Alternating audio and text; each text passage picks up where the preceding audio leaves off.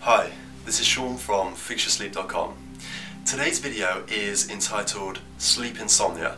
It's all a state of mind. Why is sleep psychology so important when we're trying to get great sleep? Well, because our emotions, our thoughts and our behaviours all affect how great a night's sleep you're going to be having. I want you to think about something for a moment before we get into the real content of today's video. And I want you to imagine that you have had an emotional experience, okay? Nothing too emotional, maybe just a slight disagreement with your boss or somebody cut in front of the queue at the supermarket, something small, okay? And I want you to imagine what happens after.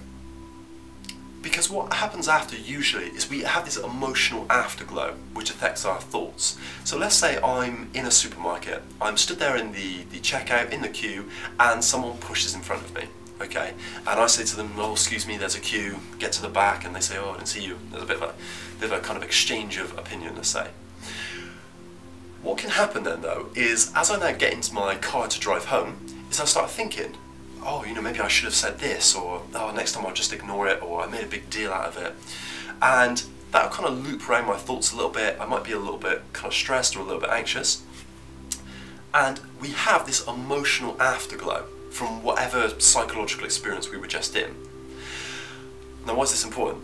Well, if you, just before you go to bed, okay, the place your mind is in, your sleep psychology is one, let's say, of checking your work emails. You've been checking your work emails for an hour, and then you hop into bed and you lie there. Guess what? Your mind and your emotions are now going to be in that place. You're going to have that afterglow of thinking about, oh, you know, tomorrow I need to call so-and-so from finance, and I need to arrange this meeting, or I need to do that.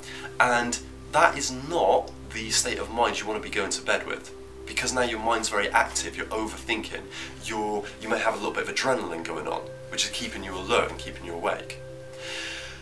There's a few key things that people tend to do right before going to bed, and I mean kind of the hour period before you go to bed.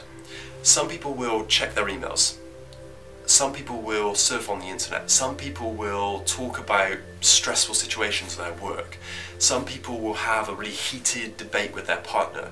Some will watch really violent movies or play computer games. I want you to focus on the afterglow of those experiences. If, when you are struggling to sleep on a night, you've just been playing a violent computer game, or you've been having a heated debate with your partner, what's the afterglow that situation leaves you in? Is the afterglow one of where you lie in bed and your mind is now racing over it and really active, and you feel a little bit kind of agitated and you can't get to sleep? If it is, guess what? You got to stop doing those things, right?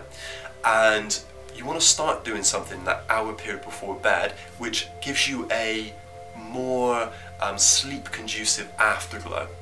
Now by that I mean you might listen to some relaxing music, you might read a kind of gentle, just slightly engaging book, you might use a self-hypnosis CD, which I'm a big fan of, and notice the difference in just how great a night's sleep you get from that.